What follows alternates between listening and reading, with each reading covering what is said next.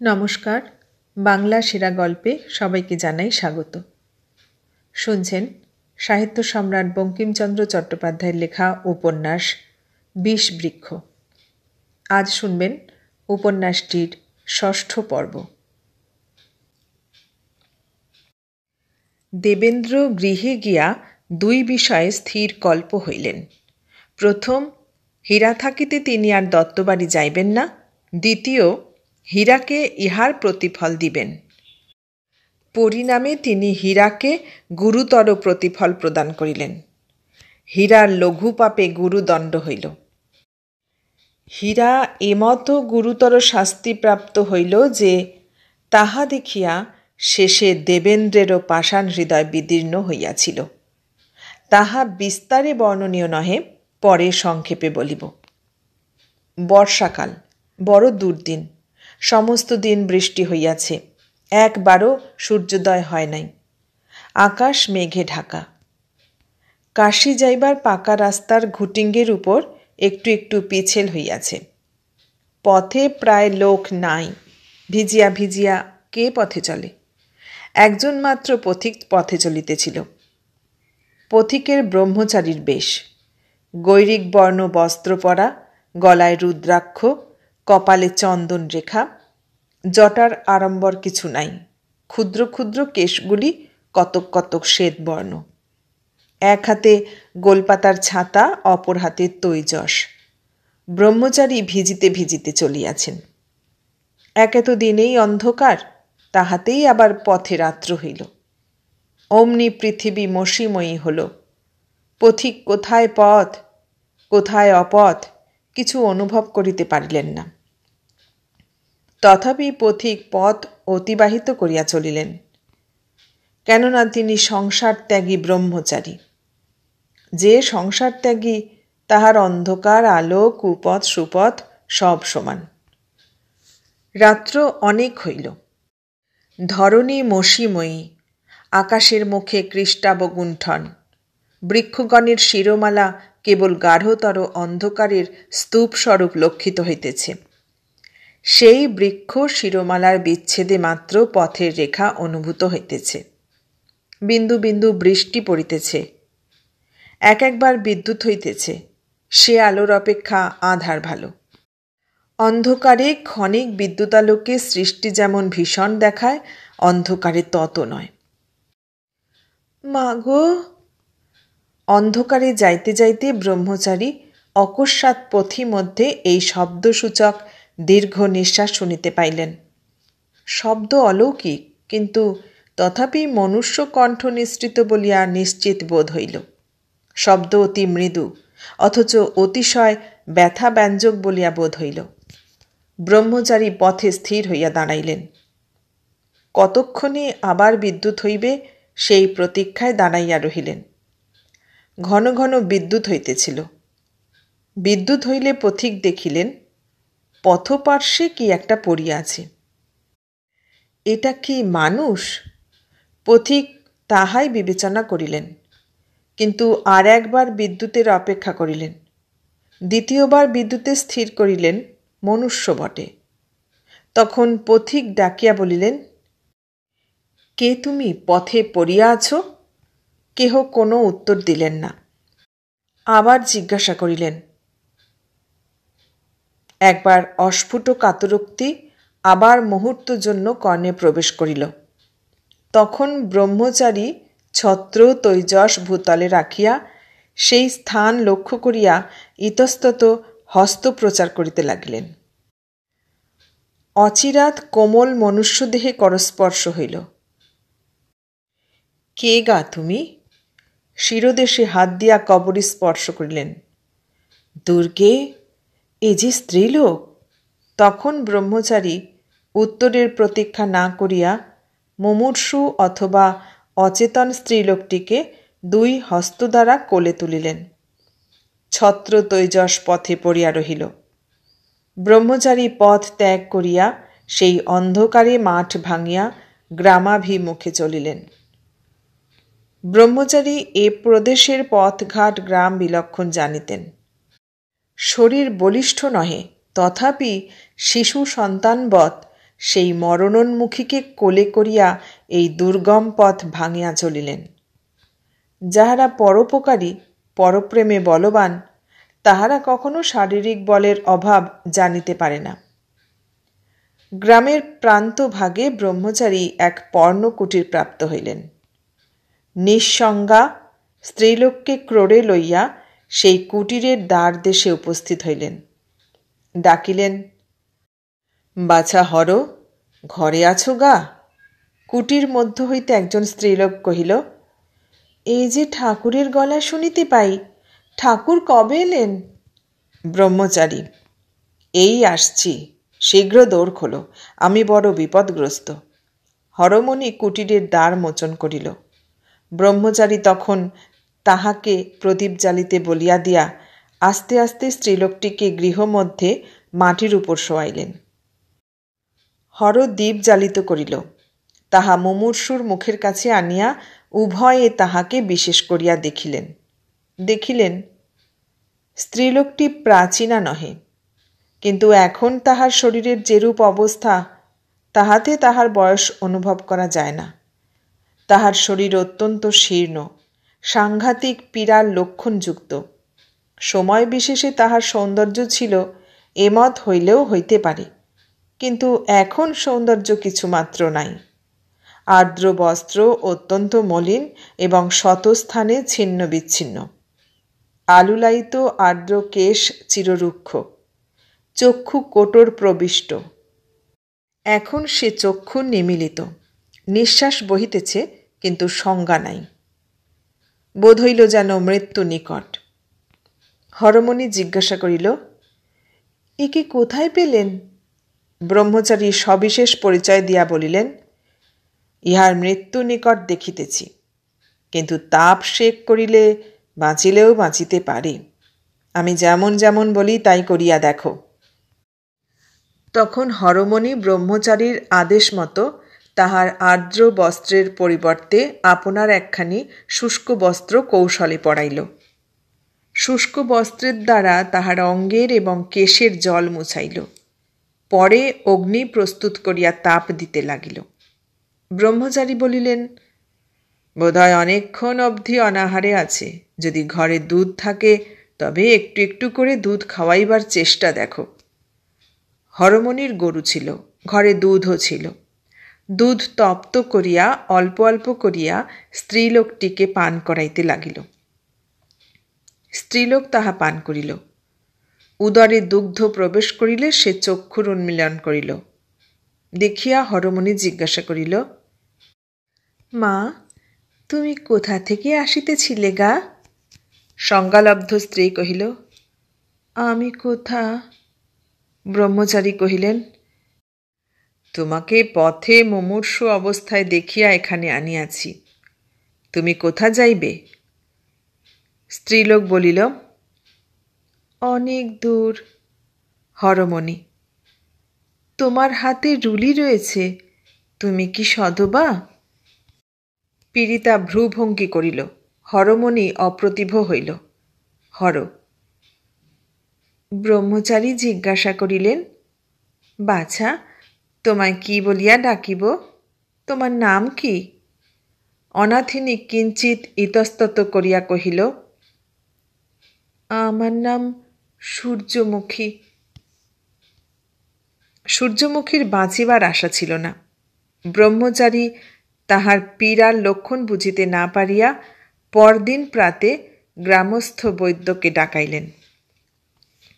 রামকৃষ্ণ রায় বড় বিজ্ঞ, বৈদ্যশাস্ত্রে বড় পণ্ডিত। চিকিৎসাতে গ্রামে তাহার বিশেষ যশও ছিল। তিনি পীড়ার লক্ষণ দেখিয়া বলিলেন, ইহার কাশ রোগ, তাহার উপর জ্বর হইতেছে। পীড়া সাংঘাতিক বটে, তবে বাঁচিলেও বাঁচিতে পারেন। এ সকল কথা সূর্যমুখীর অসাক্ষাতে হইল। বৈদ্য ঔষধের ব্যবস্থা করিলেন। অনাথিনী দেখিয়া পারিতোষিকের কথাটা রামকৃষ্ণ রায় উত্থাপন করিলেন না। রামকৃষ্ণ রায় অর্থপিশাচ ছিলেন না। বৈদ্য বিদায় হইলে ব্রহ্মচারী হরমণিকে কার্যান্তরে প্রেরণ করিয়া বিশেষ কথোপকথনের জন্য সূর্যমুখীর নিকট বসিলেন। সূর্যমুখী বলিলেন, ঠাকুর, আপনি আমার জন্য এত যত্ন করিতেছেন কেন? আমার জন্য ক্লেশের আবশ্যক নাই। ব্রহ্ম, আমার ক্লেশ কি? এই আমার কার্য। আমার কেহ নাই, আমি ব্রহ্মচারী, পরোপকার আমার ধর্ম। আজ যদি তোমার কার্যে নিযুক্ত না থাকিতাম, তবে তোমার মতো অন্য কাহারও কার্যে থাকিতাম। সূর্য, তবে আমাকে রাখিয়া আপনি অন্য কাহারও উপকারে নিযুক্ত হউন। আপনি অন্যের উপকার করিতে পারিবেন, আমার আপনি উপকার করিতে পারিবেন না। ব্রহ্ম, কেন? সূর্য, বাঁচিলে আমার উপকার নাই, মরাই আমার মঙ্গল। কাল রাত্রে যখন পথে পড়িয়াছিলাম, তখন নিতান্ত আশা করিতেছিলাম যে মরিব। আপনি কেন আমাকে বাঁচাইলেন? ব্রহ্ম, তোমার এত কি দুঃখ তাহা আমি জানি না, কিন্তু দুঃখ যতই হোক না কেন, আত্মহত্যা মহাপাপ। কদাচ আত্মহত্যা করিও না, আত্মহত্যা পরহত্যা তুল্য পাপ। সূর্য, আমি আত্মহত্যা করিবার চেষ্টা করি নাই। আমার মৃত্যু আপনি আসিয়া উপস্থিত হইয়াছিল, এই জন্য ভরসা করিতেছিলাম। কিন্তু মরণেও আমার আনন্দ নাই, মরণে আনন্দ নাই। এই কথা বলিতে সূর্যমুখীর কণ্ঠরুদ্ধ হইল, চক্ষু দিয়া জল পড়িল। ব্রহ্মচারী কহিলেন, যতবার মরিবার কথা হইল ততবার তোমার চক্ষে জল পড়িল দেখিলাম, অথচ তুমি মরিতে চাহ। মা, আমি তোমার সন্তান সদৃশ। আমাকে পুত্র বিবেচনা করিয়া মনের বাসনা ব্যক্ত করিয়া বলো। যদি তোমার দুঃখ নিবারণের কোনো উপায় থাকে, আমি তাহা করিব। এই কথা বলিব বলিয়াই হরমণিকে বিদায় দিয়া নির্জনে তোমার কাছে আসিয়া বসিয়াছি। কথাবার্তায় বুঝিতেছি তুমি বিশেষ ভদ্রঘরের কন্যা হইবে। তোমার যে উৎকট মনোপীড়া আছে তাহাও বুঝিতেছি। কেন তাহা আমার সাক্ষাতে বলিবে না? আমাকে সন্তান মনে করিয়া বলো। সূর্যমুখী সজল লোচনে কহিলেন, এখন মরিতে বসিয়াছি, লজ্জাই বা এ সময় কেন করি? আর আমার মনোদুঃখ কিছুই নয়, কেবল মরিবার সময় যে স্বামীর মুখ দেখিতে পাইলাম না, এই দুঃখ। মরণেই আমার সুখ, কিন্তু যদি তাহাকে না দেখিয়া মরিলাম, তবে মরণেও দুঃখ। যদি এ সময় একবার তাহাকে দেখিতে পাই, তবে মরণেই আমার সুখ। ব্রহ্মচারীও চক্ষু মুছিলেন, বলিলেন, তোমার স্বামী কোথায়? এখন তোমাকে তাহার কাছে লইয়া যাইবার উপায় নাই, কিন্তু তিনি যদি সংবাদ দিলে এখানে আসিতে পারেন, তবে আমি তাহাকে পত্রের দ্বারা সংবাদ দিই। সূর্যমুখীর রোগক্লিষ্ট মুখে হর্ষ বিকাশ হইল। তখন আবার ভগ্নোৎসাহ হইয়া কহিলেন, তিনি আসিলে আসিতে পারেন, কিন্তু আসিবেন কিনা জানি না। আমি তাহার কাছে গুরুতর অপরাধে অপরাধী। তবে তিনি আমার পক্ষে দয়াময়, ক্ষমা করিলেও করিতে পারেন। কিন্তু তিনি অনেক দূরে আছেন, আমি ততদিন বাঁচিব কি? ব্রহ্মচারী, কত দূর সে? সূর্যমুখী, হরিপুর জেলা। ব্রহ্মচারী, বাঁচিবে। এই বলিয়া ব্রহ্মচারী কাগজ কলম লইয়া আসিল এবং সূর্যমুখীর কথা মতো নিম্নলিখিত পত্র লিখিলেন। আমি মহাশয়ের নিকট পরিচিত নহি। আমি ব্রাহ্মণ, ব্রহ্মচর্যাশ্রমে আছি। আপনি কে তাহাও আমি জানি না, কেবল এইমাত্র জানি যে শ্রীমতী সূর্যমুখী দাসী আপনার ভার্যা। তিনি এই মধুপুর গ্রামে সংকটাপন্ন রোগগ্রস্ত হইয়া হরমণি বৈষ্ণবীর বাটিতে আছেন। তাহার চিকিৎসা হইতেছে, কিন্তু বাঁচিবার আকার নহে। এই সংবাদ দিবার জন্য আপনাকে এ পত্র লিখিলাম। তাহার মানুষ মৃত্যুকালে একবার আপনাকে দর্শন করিয়া প্রাণত্যাগ করেন। যদি তাহার অপরাধ ক্ষমা করিতে পারেন তবে একবার এই স্থানে আসিবেন। আমি ইহাকে মাতৃ সম্বোধন করি। পুত্রস্বরূপ তাহার অনুমতিক্রমে এই পত্র লিখিলাম। তাহার নিজের লিখিবার শক্তি নাই। যদি আশা মত হয় তবে রানীগঞ্জের পথে আসিবেন। রানীগঞ্জে অনুসন্ধান করিয়া শ্রীমান মাধবচন্দ্র গোস্বামীর সঙ্গে সাক্ষাৎ করিবেন। তাহাকে আমার নাম করিয়া বলিলে তিনি সঙ্গে লোক দিবেন। তাহা হইলে মধুপুর খুঁজিয়া বেড়াইতে হইবে না। আসিতে হয়তো শীঘ্র আসিবেন। আসিতে বিলম্ব হইলে অভীষ্ট সিদ্ধি হইবে না। ইতি আশীর্বাদ শ্রী শিবপ্রসাদ শর্মণঃ। পত্র লিখিয়া ব্রহ্মচারী জিজ্ঞাসা করিলেন, কাহার নামে শিরোনামা দিব? সূর্যমুখী বলিলেন, হরমণি আসিলে বলিব। হরমণি আসিলে নগেন্দ্রনাথ দত্তের নামে শিরোনামা দিয়া ব্রহ্মচারী পত্রখানি নিকটস্থ ডাকঘরে দিতে গেলেন। ব্রহ্মচারী যখন পত্র হাতে লইয়া ডাকে দিতে গেলেন তখন সূর্যমুখী সজল নয়নে যুক্ত করে ঊর্ধ্ব মুখে জগদীশ্বরের নিকট কায় মনোবাক্যে ভিক্ষা করিলেন, হে পরমেশ্বর, যদি তুমি সত্য হও, আমার যদি প্রতিভক্তি থাকে, তবে যেন এই পত্রখানি সফল হয়। আমি চিরকাল স্বামীর চরণ ভিন্ন কিছুই জানি না। ইহাতে যদি পুণ্য থাকে তবে সে পুণ্যের ফলে আমি স্বর্গ চাই না, কেবল এই চাই যেন মৃত্যুকালে স্বামীর মুখ দেখিয়া মরি। কিন্তু পত্র তো নগেন্দ্রের নিকট পৌঁছিল না। পত্র যখন গোবিন্দপুরে পৌঁছিল তাহার অনেক পূর্বে নগেন্দ্র দেশ পর্যটনে যাত্রা করিয়াছিলেন। হরকরা পত্র বাড়ির দরওয়ানের কাছে দিয়ে গেল। দেওয়ানের প্রতি নগেন্দ্রের আদেশ ছিল যে আমি যখন যেখানে পৌঁছিব তখন সেইখান হইতে পত্র লিখিব। আমার আজ্ঞা পাইলে সেইখানে আমার নামের পত্রগুলি পাঠাইয়া দিবে। ইতিপূর্বেই নগেন্দ্র পাটনা হইতে পত্র লিখিয়াছিল যে আমি নৌকাপথে কাশী যাত্রা করিলাম, কাশী পৌঁছিলে পত্র লিখিব। আমার পত্র পাইলে সেখানে আমার পত্রাদি পাঠাইবে।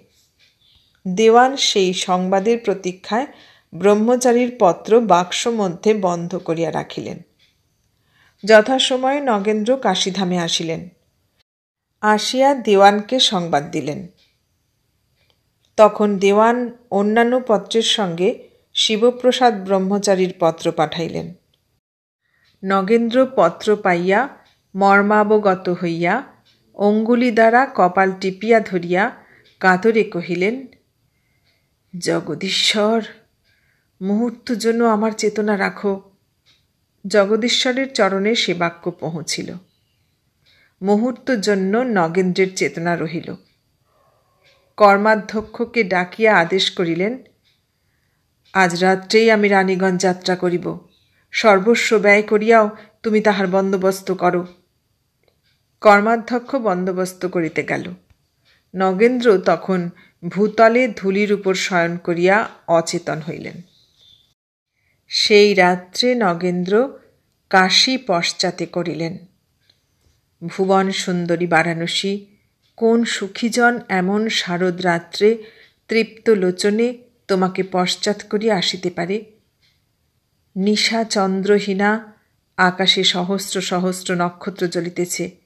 গঙ্গা হৃদয়ে তরণীর উপর দাঁড়াইয়া যেদিকে চাও সেই দিকে আকাশে নক্ষত্র অনন্ত তেজে অনন্তকাল হইতে জ্বলিতেছে, অবিরত জ্বলিতেছে, বিরাম নাই।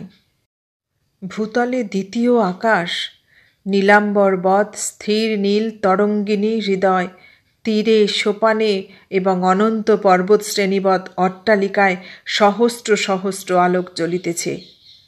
প্রাসাদ পরে প্রাসাদ, তৎপরে প্রাসাদ, এইরূপ আলোকরাজি শোভিত অনন্ত শ্রেণী। আবার সমুদয় সেই স্বচ্ছ নদী তীরে প্রতিবিম্বিত আকাশ, নগর, নদী সকলই জ্যোতির্বিন্দুময়।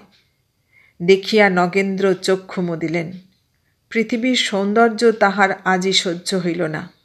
নগেন্দ্র বুঝিয়াছিলেন যে শিবপ্রসাদের পত্র অনেক দিনের পরে পৌঁছিয়াছে। এখন সূর্যমুখী কোথায়? যেদিন পাঁড়ে গোষ্ঠী পাকা বাঁশের লাঠি হাতে করিয়া দেবেন্দ্রকে তাড়াইয়া দিয়াছিল, সেদিন হীরা মনে মনে বড় হাসি হাসিয়াছিল। কিন্তু তাহার পরে তাহাকে অনেক পশ্চাত্তাপ করিতে হইল। হীরা মনে মনে ভাবিতে লাগিল, আমি তাহাকে অপমানিত করিয়া ভালো করি নাই। তিনি না জানি মনে মনে আমার উপর কত রাগ করিয়াছেন। একে তো আমি তাহার মনের মধ্যে স্থান পাই না, এখন আমার সকল ভরসা দূর হইল। দেবেন্দ্র আপন খলতাজনিত হীরার দণ্ডবিধানের মনস্কাম সিদ্ধির অভিলাষ সম্পূর্ণ করিতে প্রবৃত্ত হইলেন। মালতীর দ্বারা হীরাকে ডাকাইলেন। হীরা 2-1 দিন ইতস্তত করিয়া আসিল। দেবেন্দ্র কিছুমাত্র রোষ প্রকাশ করিলেন না, ভূতপূর্ব ঘটনার কোনো উল্লেখ করিতে দিলেন না। সে সকল কথা ত্যাগ করিয়া তাহার সহিত মিষ্টালাপে প্রবৃত্ত হইলেন।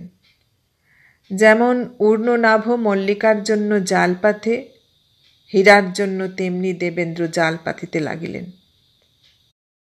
লুব্ধাশয়া হীরামক্ষিকা সহজেই সেই জালে পড়িল। সে দেবেন্দ্রের মধুরালাপে মুগ্ধ এবং তাহার কৈতববাদে প্রতারিত হইল।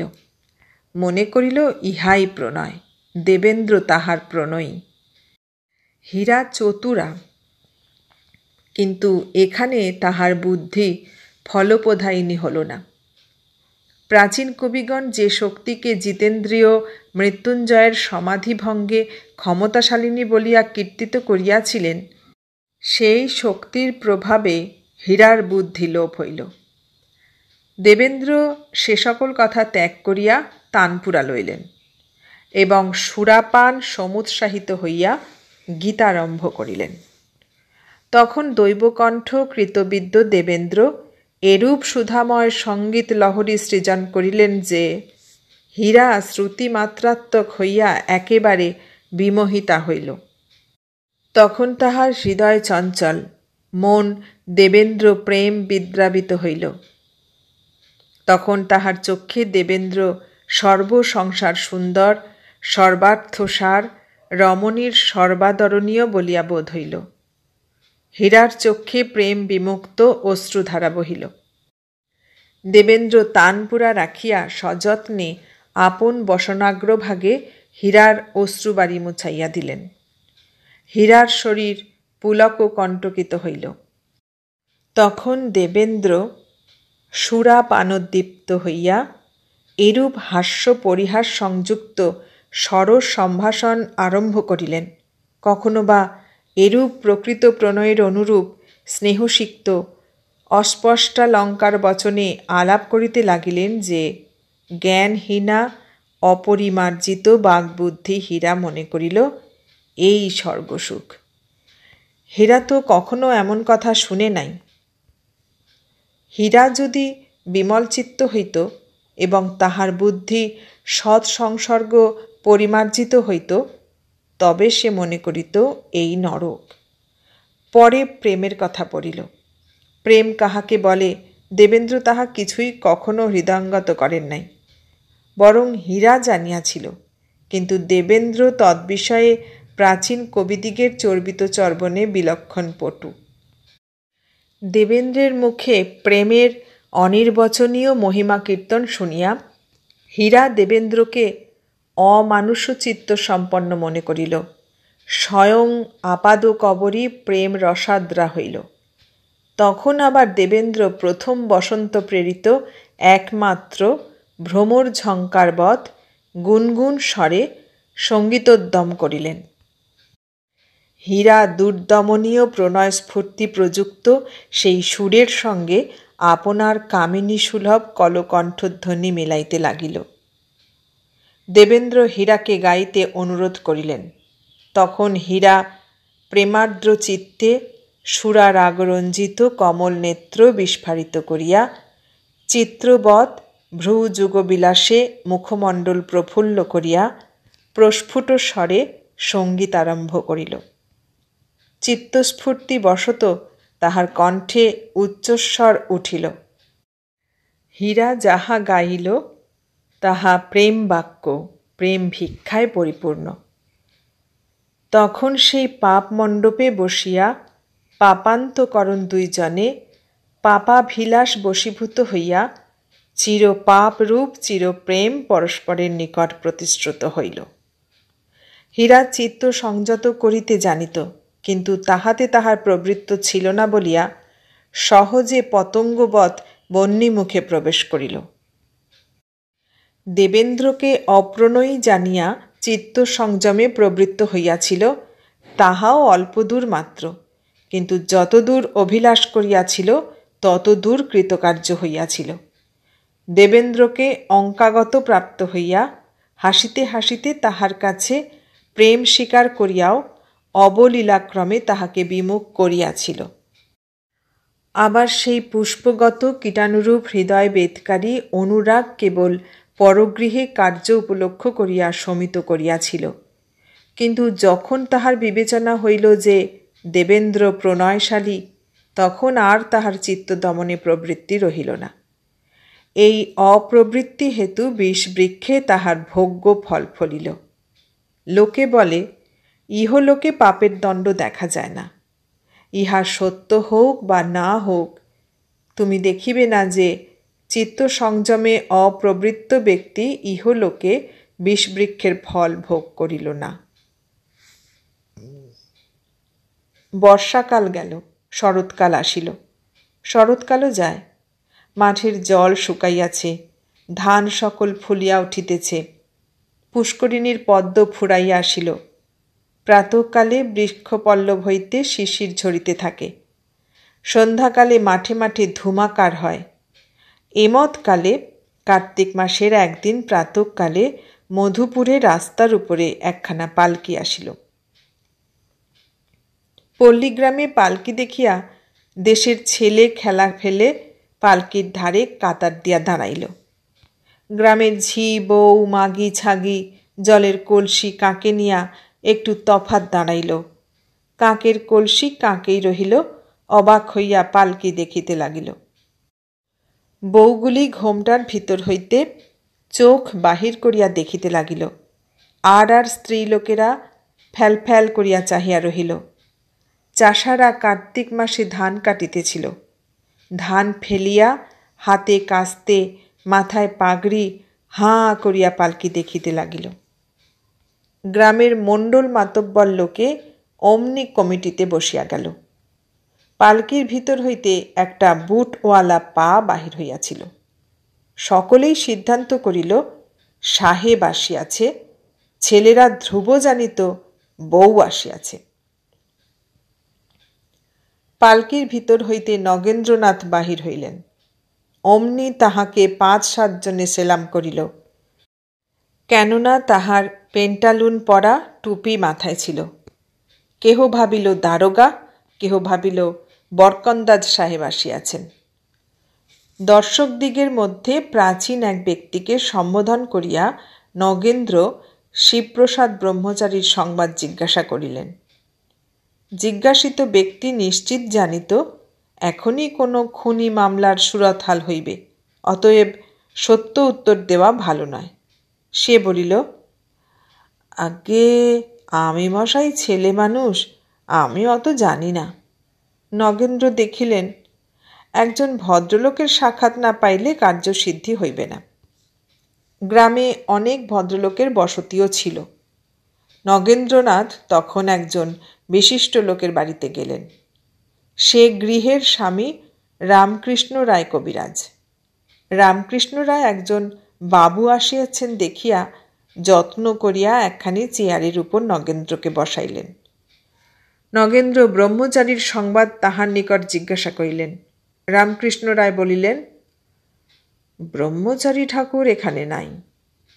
নগেন্দ্র বড় বিষণ্ণ হইলেন। জিজ্ঞাসা করিলেন, তিনি কোথায় গিয়াছেন? উত্তর, তাহা বলিয়া যান নাই। কোথায় গিয়াছেন তাহা আমরা জানি না।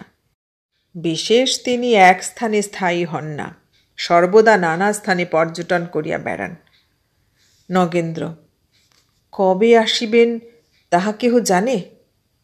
রামকৃষ্ণ, তাহার কাছে আমার নিজেরও কিছু আবশ্যক আছে, এজন্য আমি সে কথারও তদন্ত করিয়াছিলাম, কিন্তু তিনি যে কবে আসিবেন তাহা কেহ বলিতে পারে না।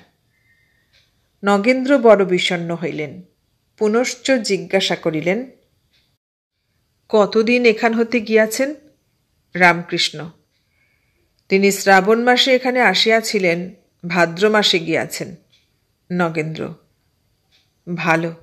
এই গ্রামে হরমণি বৈষ্ণবীর বাড়ি কোথায় আমাকে কেহ দেখাইয়া দিতে পারেন? রামকৃষ্ণ, হরমণির ঘর পথের ধারেই ছিল, কিন্তু এখন আর সে ঘর নাই। সে ঘর আগুন লাগিয়া পুড়িয়া গিয়াছে। নগেন্দ্র আপনার কপাল টিপিয়া ধরিলেন। ক্ষীণতর স্বরে জিজ্ঞাসা করিলেন, হরমণি কোথায় আছে? রামকৃষ্ণ, তাহাও কেহ বলিতে পারে না। যে রাত্রে তাহার ঘরে আগুন লাগে সেই অবধি সে কোথায় পালাইয়া গিয়াছে। কেহ কেহ এমনও বলে যে সে আপনার ঘরে আপনি আগুন দিয়া পালাইয়াছে। নগেন্দ্র ভগ্নস্বর হইয়া কহিলেন,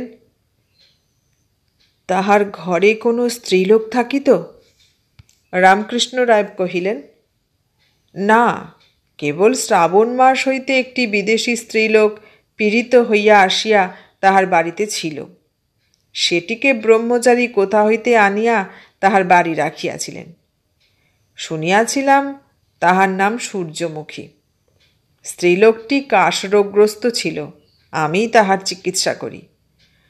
প্রায় আরোগ্য করিয়া তুলিয়াছিলাম, এমন সময়ে নগেন্দ্র হাঁপাইতে হাঁপাইতে জিজ্ঞাসা করিলেন, এমন সময় কি? রামকৃষ্ণ বলিলেন, এমন সময় হরবৈষ্ণবীর গৃহদাহে ওই স্ত্রীলোকটি পুড়িয়া মরিল। নগেন্দ্রনাথ চৌকি হইতে পড়িয়া গেলেন। মস্তকে দারুণ আঘাত পাইলেন। সেই আঘাতে মূর্ছিত হইলেন। কবিরাজ তাহার শুশ্রূষায় নিযুক্ত হইলেন। বাঁচিতে কে চাহে? এ সংসার বিষময়, বিষবৃক্ষ সকলেরই গৃহপ্রাঙ্গণে।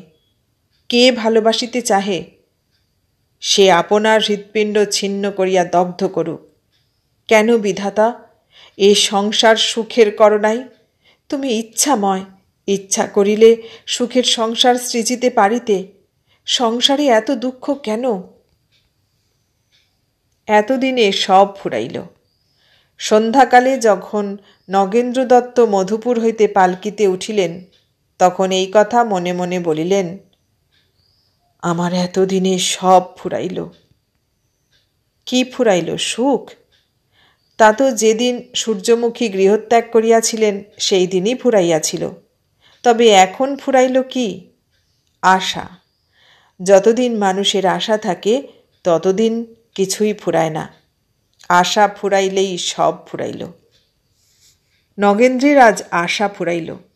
সেই জন্য তিনি গোবিন্দপুর চলিলেন। গোবিন্দপুরে গৃহে বাস করিতে চাহিলেন না। গৃহধর্মের নিকট জন্মের শোধ বিদায় লইতে চলিলেন। সে অনেক কাজ। বিষয় আশয়ের বিধি ব্যবস্থা করিতে হইবে। জমিদারি, ভদ্রাসন বাড়ি এবং অপরাপর সোপার্জিত স্থাবর সম্পত্তি ভাগিনীয় সতীশচন্দ্রকে দানপত্রের দ্বারা লিখিয়া দিবেন। সে লেখাপড়া উকিলের বাড়ি নহিলে হইবে না। অস্থাবর সম্পত্তি সকল কমলমণিকে দান করিবেন। সে সকল গুছাইয়া কলিকাতায় তাহার বাড়িতে পাঠাইয়া দিতে হইবে। কিন্তু মাত্র কাগজ আপনার সঙ্গে রাখিবেন। যে কয় বৎসর তিনি জীবিত থাকেন সেই কয় বৎসর তাহাতেই তাহার নিজ ব্যয় নির্বাহ হইবে। কুন্দনন্দিনীকে কমলমণির নিকট পাঠাইবেন। বিষয় আশয়ের আয় ব্যয়ের কাগজপত্র সকল শ্রীশচন্দ্রকে বুঝাইয়া দিতে হইবে। আর সূর্যমুখী যে খাটে শুইতেন সেই খাটে শুইয়া একবার কাঁদিবেন। সূর্যমুখীর অলঙ্কারগুলি লইয়া আসিবেন। সেগুলি কমলমণিকে দিবেন না। আপনার সঙ্গে রাখিবেন, যেখানে যাবেন সঙ্গে লইয়া যাবেন। পরে যখন সময় উপস্থিত হইবে তখন সেইগুলি দেখিতে দেখিতে মরিবেন। এই সকল আবশ্যকীয় কর্ম নির্বাহ করিয়া নগেন্দ্র জন্মের শোধ ভদ্রাসন ত্যাগ করিয়া পুনর্বার দেশ পর্যটন করিবেন, আর যতদিন বাঁচিবেন পৃথিবীর কোথাও এক কোণে লুকাইয়া থাকিয়া দিন যাপন করিবেন। শিবিকারোহণে এইরূপ ভাবিতে ভাবিতে নগেন্দ্র চলিলেন। শিবিকাদ্বার মুক্ত, রাত্রি কার্তিকী, জ্যোৎস্নাময়ী, আকাশে তারা, বাতাসে রাজপথ পার্শ্বস্থ টেলিগ্রাফের তার ধ্বনিত হইতেছিল। সে রাত্রে নগেন্দ্রের চক্ষে একটি তারাও সুন্দর বোধ হইল না। জ্যোৎস্না অত্যন্ত কর্কশ বোধ হইতে লাগিল। দৃষ্ট পদার্থ মাত্রই চক্ষুশূল বলিয়া বোধ হইল। পৃথিবী অত্যন্ত নৃশংসা। সুখের দিনে যে শোভা ধারণ করিয়া মনোহরণ করিয়াছিল, আজই সেই শোভা বিকাশ করে কেন? যে দীর্ঘ তৃণে চন্দ্রকিরণ প্রতিবিম্বিত হইয়া হৃদয় স্নিগ্ধ হইত, আজ সে দীর্ঘ তৃণ তেমনি সমুজ্জ্বল কেন? আজিও আকাশ তেমনি নীল, মেঘ তেমনি শ্বেত, নক্ষত্র তেমনি উজ্জ্বল, বায়ু তেমনি ক্রীড়াশীল, পশুগণ তেমনি বিচরণ করিতেছে, মানুষ তেমনি হাস্য পরিহাসে রত, পৃথিবী তেমনি অনন্তগামিনী, সংসার স্রোত তেমনি অপ্রতিহত। জগতের দয়াশূন্যতা আর সহ্য হয় না। কেন পৃথিবী বিদীর্ণ হইয়া নগেন্দ্রকে শিবিকা সমেত গ্রাস করিল না? নগেন্দ্র ভাবিয়া দেখিলেন সব তাঁরই দোষ। তাহার ৩৩ বৎসর মাত্র বয়ক্রম হইয়াছে, ইহারই মধ্যে তাহার সব ফুরাইল। অথচ জগদীশ্বর তাহাকে যাহা দিয়াছিলেন তাহার কিছুই ফুরাইবার নহে। যাহাতে যাহাতে মনুষ্য সুখী, সেসব তাহাকে ঈশ্বর যে পরিমাণে দিয়াছিলেন সে পরিমাণে প্রায় কাহাকেও দেন না। ধন, ঐশ্বর্য, সম্পদ, মান এ সকল ভূমিষ্ঠ হইয়া অসাধারণ পরিমাণে পাইয়াছিলেন। বুদ্ধি নহিলে এ সকলে সুখ হয় না, তাহাতে বিধাতা কার্পণ্য করেন নাই। শিক্ষায় পিতামাতা ত্রুটি করেন নাই, তাহার তুল্য সুশিক্ষিত কে? রূপ, বল, স্বাস্থ্য, প্রণয়শীলতা তাহাও তো প্রকৃতি তাহাকে অমিত হস্তে দিয়াছেন। ইহার অপেক্ষাও যে ধন দুর্লভ, যে একমাত্র সামগ্রী এ সংসারে অমূল্য অশেষ প্রণয়শালিনী সাধ্বী ভার্যা, ইহাও তাহার প্রসন্ন কপালে ঘটিয়াছিল। সুখের সামগ্রী পৃথিবীতে এত আর কাহার ছিল? আজি এত অসুখী পৃথিবীতে কে? আজি যদি তাহার সর্বস্ব দিলে, ধন, সম্পদ, মান, রূপ, যৌবন, বিদ্যা, বুদ্ধি সব দিলে, তিনি আপন শিবিকার একজন বাহকের সঙ্গে অবস্থা পরিবর্তন করিতে পারিতেন, তাহা হইলে স্বর্গসুখ মনে করিতেন। বাহক কি? ভাবিলেন, এই দেশের রাজকারাগারে এমন কে নরগ্ন পাপী আছে যে আমার অপেক্ষা সুখী নয়, আমা হতে পবিত্র নয়? তারা তো অপরকে হত করিয়াছে। আমি সূর্যমুখীকে বধ করিয়াছি। আমি ইন্দ্রিয় দমন করিলে সূর্যমুখী বিদেশে আসিয়া কুটির দাহে মরিবে কেন? আমি সূর্যমুখীর বধকারী। কে এমন পিতৃঘ্ন, মাতৃঘ্ন, পুত্রঘ্ন আছে যে আমার অপেক্ষা গুরুতর পাপী? সূর্যমুখী কি আমার কেবল স্ত্রী? সূর্যমুখী আমার সব। সম্বন্ধী স্ত্রী, সৌহার্দ্রে ভ্রাতা, যত্নে ভগিনী, আপ্যায়িত করিতে কুটুম্বিনী, স্নেহে মাতা, ভক্তিতে কন্যা, প্রমোদে বন্ধু, পরামর্শে শিক্ষক, পরিচর্যায় দাসী। আমার সূর্যমুখী কাহার এমন ছিল? সংসারে সহায়, গৃহে লক্ষ্মী, হৃদয়ে ধর্ম, কণ্ঠে অলঙ্কার। আমার নয়নের তারা, হৃদয়ের শোণিত, দেহের জীবন, জীবনের সর্বস্ব। আমার প্রমোদে হর্ষ, বিষাদে শান্তি, চিন্তায় বুদ্ধি, কার্যে উৎসাহ, আর এমন সংসারে কি আছে? আমার দর্শনে আলোক, শ্রবণে সঙ্গীত, নিঃশ্বাসে বায়ু, স্পর্শে জগৎ। আমার বর্তমানের সুখ, অতীতের স্মৃতি, ভবিষ্যতের আশা, পরলোকের পুণ্য। আমি শূকর, রত্ন চিনিব কেন? হঠাৎ তাহার স্মরণ হইল যে তিনি সুখে শিবিকারোহণে যাইতেছেন। সূর্যমুখী পথ হাঁটিয়া হাঁটিয়া পীড়িতা হইয়াছিলেন। অমনি নগেন্দ্র শিবিকা হইতে অবতরণ করিয়া পদব্রজে চলিলেন। বাহকেরা শূন্য শিবিকা পশ্চাৎ পশ্চাৎ আনিতে লাগিল। প্রাতে যে বাজারে আসিলেন সেইখানে শিবিকা ত্যাগ করিয়া বাহকদিগকে বিদায় দিলেন। অবশিষ্ট পদব্রজে অতিবাহিত করিলেন। তখন মনে করিলেন, ইহজীবন এই সূর্যমুখীর বধের প্রায়শ্চিত্তে উৎসর্গ করিব। কি প্রায়শ্চিত্ত? সূর্যমুখী গৃহত্যাগ করিয়া যে সকল সুখে বঞ্চিতা হইয়াছিলেন, আমি সে সকল সুখ ভোগ ত্যাগ করিব। ঐশ্বর্য, সম্পদ, দাস দাসী, বন্ধু বান্ধবের আর কোনো সংস্রব রাখিব না। সূর্যমুখী গৃহত্যাগ করিয়া অবধি যে সকল ক্লেশ ভোগ করিয়াছিলেন, আমিও সেই সকল ক্লেশ ভোগ করিব। যেদিন গোবিন্দপুর হইতে যাত্রা করিব, সেই দিন হইতে আমার গমন পদব্রজে, ভোজন কদন্য, শয়ন বৃক্ষতলে বা পর্ণকুটিরে। আর কি প্রায়শ্চিত্ত? যেখানে যেখানে অনাথিনী স্ত্রীলোক দেখিব, সেইখানে প্রাণ দিয়া তাহার উপকার করিব। যে অর্থ নিজ ব্যয়ার্থ রাখিলাম, সে অর্থে আপনার প্রাণ ধারণ মাত্র করিয়া অবশিষ্ট সহায়হীনা স্ত্রীলোকদিগের সেবার্থে ব্যয় করিব। যে সম্পত্তি সত্ত্ব ত্যাগ করিয়া সতীশকে দিব, তাহারও অর্ধাংশ আমার যাবজ্জীবন সতীশ সহায়হীনা স্ত্রীলোকদিগের সাহায্যে ব্যয় করিবে।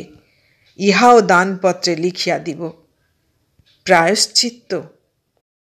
পাপেরই প্রায়শ্চিত্ত হয়, দুঃখের তো প্রায়শ্চিত্ত নাই। দুঃখের প্রায়শ্চিত্ত কেবল মৃত্যু। মরিলেই দুঃখ যায়, সে প্রায়শ্চিত্ত না করি কেন? তখন চক্ষে হস্তাবরণ করিয়া জগদীশ্বরের নাম স্মরণ করিয়া নগেন্দ্রনাথ মৃত্যু আকাঙ্ক্ষা নিবারণ করিলেন। রাত্রি প্রহরেকের সময়ে শ্রীশচন্দ্র একাকী বৈঠকখানায় বসিয়া আছেন। এমত সময়ে পদব্রজে নগেন্দ্র সেইখানে উপস্থিত হইয়া স্বহস্তবাহিত কানবাস ব্যাগ দূরে নিক্ষিপ্ত করিলেন। ব্যাগ রাখিয়া নীরবে একখানা চেয়ারের উপর বসিলেন। শ্রীশচন্দ্র তাহার ক্লিষ্ট মলিন মুখকান্তি দেখিয়া ভীত হইলেন। কি জিজ্ঞাসা করিবেন কিছু বুঝিতে পারিলেন না। শ্রীশচন্দ্র জানিতেন যে কাশীতে নগেন্দ্র ব্রহ্মচারীর পত্র পাইয়াছিলেন এবং পত্র পাইয়া মধুপুর যাত্রা করিয়াছিলেন। এ সকল কথা শ্রীশচন্দ্রকে লিখিয়া নগেন্দ্র কাশী হইতে যাত্রা করিয়াছিলেন। এখন নগেন্দ্র আপনা হইতে কোনো কথা বলিলেন না দেখিয়া শ্রীশচন্দ্র নগেন্দ্রের নিকট গিয়া বসিলেন এবং তাহার হস্তধারণ করিয়া কহিলেন, ভাই নগেন্দ্র, তোমাকে নীরব দেখিয়া আমি বড় ব্যস্ত হইয়াছি। তুমি মধুপুর যাও নাই? নগেন্দ্র এইমাত্র বলিলেন, গিয়াছিলাম। শ্রীশচন্দ্র ভীত হইয়া জিজ্ঞাসা করিলেন, ব্রহ্মচারীর সাক্ষাৎ পাও নাই? নগেন্দ্র, না। শ্রীশ, সূর্যমুখীর কোনো সন্ধান পাইলে? কোথায় তিনি? নগেন্দ্র ঊর্ধ্বে অঙ্গুলি নির্দেশ করিয়া বলিলেন, স্বর্গে। শ্রীশচন্দ্র নীরব হইলেন। নগেন্দ্রও নীরব হইয়া মুখাবনত করিয়া রহিলেন। ক্ষণেক পরে মুখ তুলিয়া বলিলেন, তুমি স্বর্গ মানো না, আমি মানি। শ্রীশচন্দ্র জানিতেন পূর্বে নগেন্দ্র স্বর্গ মানিতেন না। বুঝিলেন যে এখন মানেন। বুঝিলেন যে এ স্বর্গ প্রেম ও বাসনার সৃষ্টি। সূর্যমুখী কোথাও নাই, এ কথা সহ্য হয় না। সূর্যমুখী স্বর্গে আছেন, এ চিন্তায় অনেক সুখ। উভয়ে নীরব হইয়া বসিয়া রহিলেন। শ্রীশচন্দ্র জানিতেন যে সান্ত্বনার কথার সময় এ নয়। এখন পরের কথা বিষবোধ হইবে, পরের সংসর্গও বিষ। এই বুঝিয়া শ্রীশচন্দ্র নগেন্দ্রের শয্যাদি করাইবার উদ্যোগে উঠিলেন। আহারের কথা জিজ্ঞাসা করিতে সাহস হইল না। মনে মনে করিলেন সে ভার কমলকে দিবেন। কমল শুনিলেন সূর্যমুখী নাই। তখন আর তিনি কোনো ভারই লইলেন না। সতীশকে একা ফেলিয়া কমলমণি সে রাত্রের মতো অদৃশ্য হইলেন। কমলমণি ধূল্লবলুণ্ঠিত হইয়া আলুলায়িত কুন্তলে কাঁদিতেছেন দেখিয়া দাসী সেইখানে সতীশচন্দ্রকে ছাড়িয়া দিয়া সরিয়া আসিল। সতীশচন্দ্র মাতাকে ধূলি ধূসরা নীরবে রোদনপরায়ণা দেখিয়া প্রথমে নীরবে নিকটে বসিয়া রহিল। পরে মাতার চিবুকে ক্ষুদ্র কুসুম নিন্দিত অঙ্গুলি দিয়া মুখ তুলিয়া দেখিতে যত্ন করিল। কমলমণি মুখ তুলিলেন, কিন্তু কথা কহিলেন না। সতীশ তখন মাতার প্রসন্নতার আকাঙ্ক্ষায় তাহার মুখচুম্বন করিল। কমলমণি সতীশের অঙ্গে হস্ত প্রদান করিয়া আদর করিলেন, কিন্তু মুখচুম্বন করিলেন না, কথাও কহিলেন না।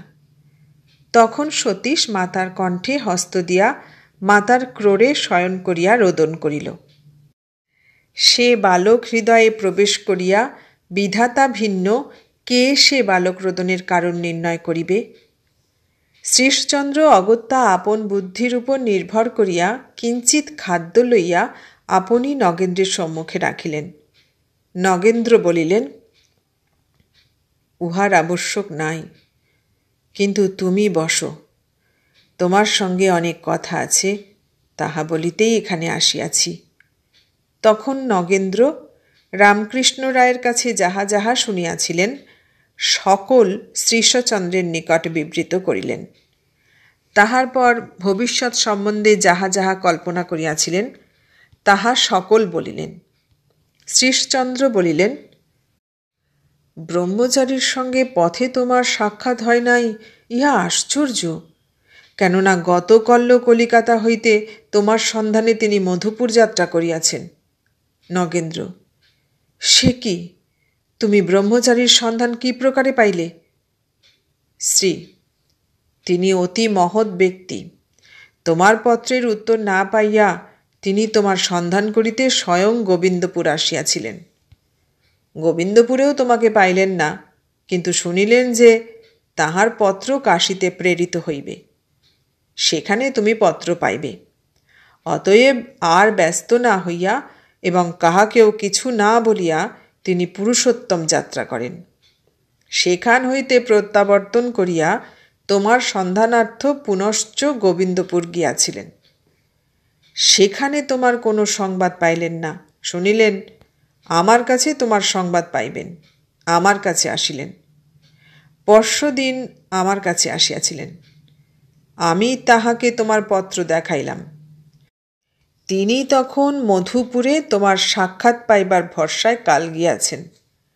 কালই রাত্রে রানীগঞ্জে তোমার সঙ্গে সাক্ষাৎ হইবার সম্ভাবনা ছিল। নগেন্দ্র, আমি কাল রানীগঞ্জে ছিলাম না। সূর্যমুখীর কথা তিনি তোমাকে কিছু বলিয়াছিলেন? শ্রীশ, সে সকল কাল বলিব।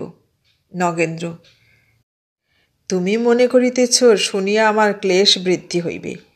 এ ক্লেশের আর বৃদ্ধি নাই, তুমি বলো। তখন শ্রীশচন্দ্র ব্রহ্মচারীর নিকট শ্রুত তাহার সহিত সূর্যমুখীর সঙ্গে পথে সাক্ষাতের কথা, পীড়ার কথা এবং চিকিৎসা ও প্রায়ারোগ্য লাভের কথা বলিলেন। অনেক বাদ দিয়া বলিলেন। সূর্যমুখী কত দুঃখ পাইয়াছিলেন তাহা সকল বলিলেন না। শুনিয়া নগেন্দ্র গৃহ হইতে নির্গত হইলেন। শ্রীশচন্দ্র সঙ্গে যাইতেছিলেন, কিন্তু নগেন্দ্র বিরক্ত হইয়া নিষেধ করিলেন। পথে পথে নগেন্দ্র রাত্রি 2 প্রহর পর্যন্ত পাগলের মতো বেড়াইতে লাগিলেন। ইচ্ছা জনস্রোত মধ্যে আত্মবিস্মৃতি লাভ করেন, কিন্তু জনস্রোত তখন মন্দীভূত হইয়াছিল। আর আত্মবিস্মৃতি কে লাভ করিতে পারে? তখন পুনর্বার শ্রীশচন্দ্রের গৃহে ফিরিয়া আসিলেন। শ্রীশচন্দ্র আবার নিকটে বসিলেন। নগেন্দ্র বলিলেন, আরও কথা আছে। তিনি কোথায় গিয়াছিলেন, কি করিয়াছিলেন, তাহা ব্রহ্মচারী অবশ্য তাহার নিকট শুনিয়া থাকিবেন। ব্রহ্মচারী তোমাকে বলিয়াছেন কি? শ্রী: আজি আর সে সকল কথায় কাজ কি? আজ শ্রান্ত আছো, বিশ্রাম করো। নগেন্দ্র ভ্রুকুটি করিয়া মহাপুরুষ কণ্ঠে কহিলেন, বলো। শ্রীশচন্দ্র নগেন্দ্রের মুখপ্রতি চাহিয়া দেখিলেন নগেন্দ্র পাগলের মতো হইয়াছেন। বিদ্যুৎ গর্ভ মেঘের মতো তাহার মুখ কালিময় হইয়াছে। ভীত হইয়া শ্রীশচন্দ্র বলিলেন, বলিতেছি। নগেন্দ্রের মুখ প্রসন্ন হইল। শ্রীশচন্দ্র সংক্ষেপে বলিলেন, গোবিন্দপুর হইতে সূর্যমুখী স্থলপথে অল্প অল্প করিয়া প্রথমে পদব্রজে এই দিকে আসিয়াছিলেন। নগেন্দ্র: প্রত্যহ কত পথ চলিতেন? শ্রীশ: 1 ক্রোশ 1.5 ক্রোশ। নগেন্দ্র: তিনি তো একটি পয়সাও লইয়া বাড়ি হইতে যান নাই, দিনপাত হইত কিসে? শ্রী: কোনোদিন উপবাস, কোনোদিন ভিক্ষা। তুমি পাগল। এই বলিয়া শ্রীশচন্দ্র নগেন্দ্রকে তাড়না করিলেন, কেননা নগেন্দ্র আপনার হস্ত দ্বারা আপনার কণ্ঠরোধ করিতেছেন দেখিতে পাইলেন। বলিলেন, মরিলে কি সূর্যমুখীকে পাইবে? এই বলিয়া নগেন্দ্রের হস্ত লইয়া আপনার হস্ত মধ্যে রাখিলেন। নগেন্দ্র বলিলেন, বলো। শ্রীশ: তুমি স্থির হইয়া না শুনিলে আমি আর বলিব না। কিন্তু শ্রীশচন্দ্রের কথা আর নগেন্দ্রের কর্ণে প্রবেশ করিল না। তাহার চেতনা বিলুপ্ত হইয়াছিল। নগেন্দ্র মুদিত নয়নে স্বর্গারূঢ়া সূর্যমুখীর রূপ ধ্যান করিতেছিলেন। দেখিতেছিলেন তিনি রত্ন সিংহাসনে রাজরানী হইয়া বসিয়া আছেন। চারিদিক হইতে শীতল সুগন্ধময় পবন তাহার অলোক দাম দুলাইতেছে। চারিদিকে পুষ্প নির্মিত বিহঙ্গগণ উড়িয়া বিনা রবে গান করিতেছে। দেখিলেন তাহার পদতলে শত শত কোকনদ ফুটিয়া রহিয়াছে। তাহার সিংহাসন চন্দ্রাতপে শতচন্দ্র জ্বলিতেছে। চারিপার্শ্বে শত শত নক্ষত্র জ্বলিতেছে। দেখিলেন নগেন্দ্র স্বয়ং এক অন্ধকারপূর্ণ স্থানে পড়িয়া আছেন। তাহার সর্বাঙ্গে বেদনা, অসুরে তাহাকে বেত্রাঘাত করিতেছে। সূর্যমুখী অঙ্গুলি সংকেতে তাহাদিগকে নিষেধ করিতেছেন। অনেক যত্নে শ্রীশচন্দ্র নগেন্দ্রের চেতনা বিধান করিলেন। চেতনা প্রাপ্ত হইয়া নগেন্দ্র উচ্চৈঃস্বরে ডাকিলেন, সূর্যমুখী, প্রাণাধিকে, কোথায় তুমি? চিৎকার শুনিয়া শ্রীশচন্দ্র স্তম্ভিত এবং ভীত হইয়া নীরব হইয়া বসিলেন। ক্রমে নগেন্দ্র স্বভাবে পুনঃস্থাপিত হইয়া বলিলেন, বলো। শ্রীশচন্দ্র ভীত হইয়া বলিলেন, আর কি বলিব? নগেন্দ্র: বলো, নহিলে আমি এখনই প্রাণ ত্যাগ করিব। ভীত শ্রীশচন্দ্র পুনর্বার বলিতে লাগিলেন, সূর্যমুখী অধিক দিন এরূপ কষ্ট পান নাই। একজন ধনাঢ্য ব্রাহ্মণ সপরিবারে কাশী যাইতেছিলেন। তিনি কলিকাতা পর্যন্ত নৌকাপথে আসিতেছিলেন। একদিন নদীকূলে সূর্যমুখী বৃক্ষমূলে শয়ন করিয়াছিলেন। ব্রাহ্মণেরা সেইখানে পাক করিতে উঠিয়াছিলেন। গৃহিণীর সহিত সূর্যমুখীর আলাপ হয়। সূর্যমুখীর অবস্থা দেখিয়া এবং চরিত্রে প্রীতা হইয়া ব্রাহ্মণ গৃহিণী তাহাকে নৌকায় তুলিয়া লইলেন। সূর্যমুখী তাহার সাক্ষাতে বলিয়াছিলেন যে তিনিও কাশী যাইবেন। নগেন্দ্র: সে ব্রাহ্মণের নাম কি ও বাটি কোথায়? নগেন্দ্র মনে মনে প্রতিজ্ঞা করিলেন, কোন রূপে তাহার সন্ধান করিয়া প্রত্যুপকার করিবেন। জিজ্ঞাসা করিলেন, তারপর? শ্রী: ব্রাহ্মণের সঙ্গে তাহার পরিবারস্থান ন্যায় সূর্যমুখী বহির পর্যন্ত গিয়াছিলেন। কলিকাতা পর্যন্ত নৌকায়, কলিকাতা হইতে রানীগঞ্জ পর্যন্ত রেলে, রানীগঞ্জ হইতে বুলক ট্রেনে গিয়াছিলেন। এ পর্যন্ত হাঁটিয়া ক্লেশ পান নাই। নগেন্দ্র: তারপর কি ব্রাহ্মণ তাহাকে বিদায় দিল? শ্রীশ: না, সূর্যমুখী আপনি বিদায় হইলেন, তিনি আর কাশী গেলেন না। কতদিন তোমাকে না দেখিয়া থাকিবেন? তোমাকে দেখিবার মানসে বহির হইতে পদব্রজে ফিরিলেন। কথা বলিতে শ্রীশচন্দ্রের চক্ষে জল আসিল। তিনি নগেন্দ্রের মুখপানে চাহিয়া দেখিলেন। শ্রীশচন্দ্রের চক্ষের জলে নগেন্দ্রের বিশেষ উপকার হইল। তিনি শ্রীশচন্দ্রের কণ্ঠ লগ্ন হইয়া তাহার কাঁধে মাথা রাখিয়া রোদন করিলেন। শ্রীশচন্দ্রের বাটি আসিয়া এ পর্যন্ত নগেন্দ্র রোদন করেন নাই।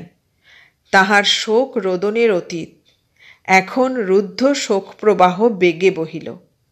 নগেন্দ্র শ্রীশচন্দ্রের স্কন্ধে মুখ রাখিয়া বালকের মতো বহুক্ষণ রোদন করিলেন।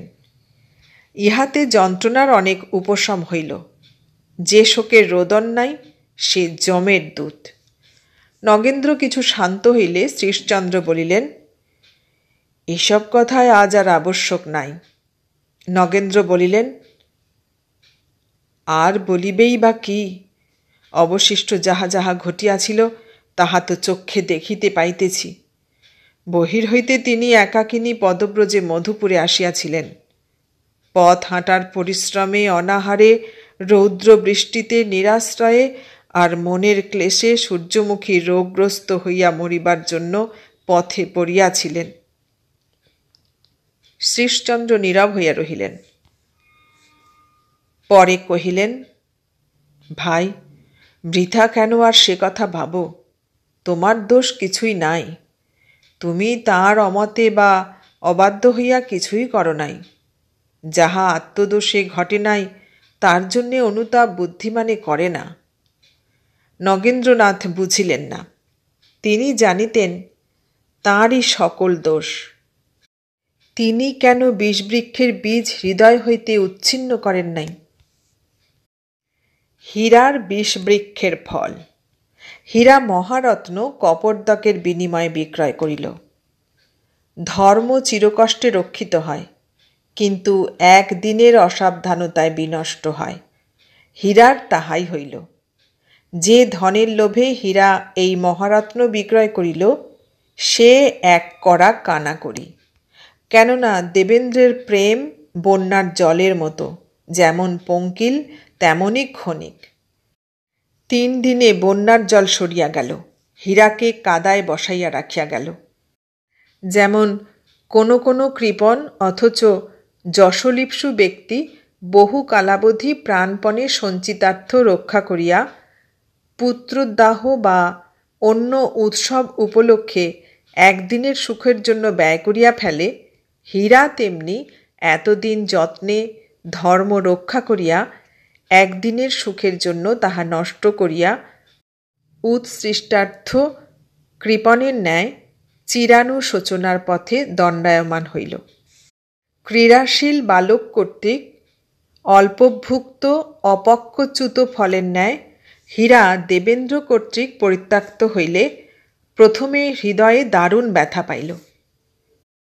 কিন্তু কেবল পরিত্যক্ত নহে, সে দেবেন্দ্রের দ্বারা যেরূপ অপমানিত ও মর্মপীড়িত হইয়াছিল তাহা স্ত্রীলোক মধ্যে অতি অধমারও অসহ্য।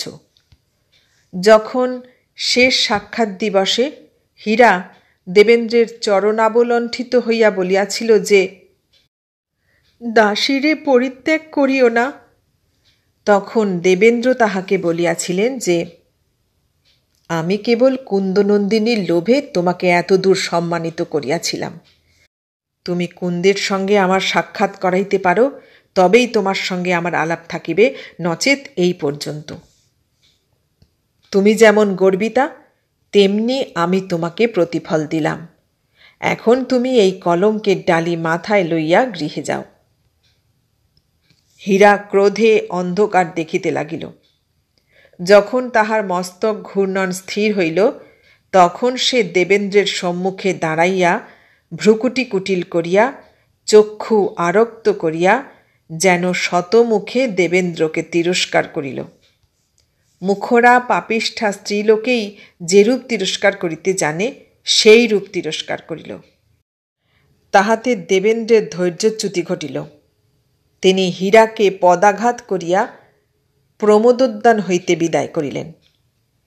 হীরা পাপিষ্ঠা, দেবেন্দ্র পাপিষ্ঠ এবং পশু, এইরূপ উভয়ের চিরপ্রেমের প্রতিশ্রুতি সফল হইয়া পরিণত হইল। হীরা পদাহত হইয়া গৃহে গেল না। গোবিন্দপুরে একজন চণ্ডাল চিকিৎসা ব্যবসা করিত। সে কেবল চণ্ডালাদি ইতর জাতির চিকিৎসা করিত। চিকিৎসা বা ঔষধ কিছুই জানিত না, কেবল বিষ বড়ির সাহায্যে লোকের প্রাণ সংহার করিত। হীরা জানিত যে সে বিষ বড়ি প্রস্তুত করার জন্য উদ্ভিজ্জ বিষ, খনিজ বিষ, সর্পবিষাদি নানা প্রকার সদ্য প্রাণাপহারী বিষ সংগ্রহ করিয়া রাখিত। হীরা সেই রাত্রে তাহার ঘরে গিয়া তাহাকে ডাকিয়া গোপনে বলিল যে, একটা শিয়ালে রোজ আমার হাঁড়ি খাইয়া যায়, আমি সেই শিয়ালটাকে না মারিলে তিষ্ঠিতে পারি না। মনে করিয়াছি ভাতের সঙ্গে বিষ মিশাইয়া রাখিব, সে আজি হাঁড়ি খাইতে আসিলে বিষ খাইয়া মরিবে। তোমার কাছে অনেক বিষ আছে, সদ্য প্রাণ নষ্ট হয় এমন বিষ আমাকে বিক্রয় করিতে পারো? চণ্ডাল শিয়ালের গল্প বিশ্বাস করিল না, বলিল, আমার কাছে যাহা চাহ তাহা আছে, কিন্তু আমি তাহা বিক্রয় করিতে পারি না। আমি বিষ বিক্রয় করিয়াছি জানিলে আমাকে পুলিশে ধরিবে। হীরা কহিল, তোমার কোনো চিন্তা নাই, তুমি যে বিক্রয় করিয়াছ ইহা কেহ জানিবে না। আমি ইষ্ট দেবতা আর গঙ্গার দিব্য করিয়া বলিতেছি, 2টা শিয়াল মরে এতটা বিষ আমাকে দাও, আমি তোমাকে 50 টাকা দিব। চণ্ডাল নিশ্চিত মনে বুঝিল যে এ কাহার প্রাণ বিনাশ করিবে, কিন্তু 50 টাকার লোভ সংবরণ করিতে পারিল না। বিষ বিক্রয় স্বীকৃত হইল। হীরা গৃহ হইতে টাকা আনিয়া চণ্ডালকে দিল। চণ্ডাল তীব্র মানুষঘাতী হলাহল কাগজে মরিয়া হীরাকে দিল। হীরা গমনকালে কহিল, দেখিও, এ কথা কাহারও নিকট প্রকাশ করিও না, তাহা হইলে আমাদের উভয়েরই অমঙ্গল। চণ্ডাল কহিল, মা, আমি তোমাকেও চিনি না। হীরা তখন নিঃশঙ্ক হইয়া গৃহে গমন করিল। গৃহে গিয়া বিষের মোড়ক হস্তে করিয়া অনেক রোদন করিল। পরে চক্ষু মুছিয়া মনে মনে কহিল, আমি কি দোষে বিষ খাইয়া মরিব? যে আমাকে মারিল আমি তাহাকে না মারিয়া আপনি মরিব কেন? এ বিষ আমি খাইব না। যে আমার এ দশা করিয়াছে, হয় সেই ইহা খাইবে, নহিলে তাহার প্রেয়সী কুন্দনন্দিনী ইহা ভক্ষণ করিবে। ইহাদের একজনকে মারিয়া পরে মরিতে হয় মরিব। এতক্ষণ শুনলেন বিষবৃক্ষ উপন্যাসটির 6ঠ পর্ব। কেমন লাগলো?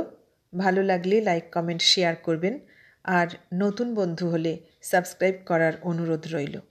সবাইকে অনেক ধন্যবাদ জানিয়ে আজ এখানেই শেষ করলাম।